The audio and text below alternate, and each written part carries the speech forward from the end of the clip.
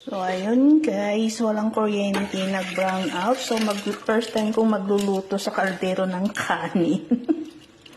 Magluluto tayo ng lotus root, buto-buto. Yan, buto-buto, sinabawan tala mamayang gabi.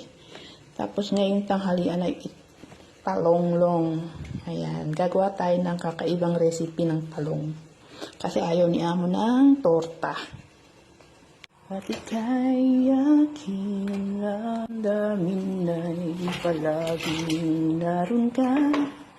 Ang kasama ko ay alaang ating sa buhay ko. Itago mo ako sa hiwaga ng iyong pagmamahal.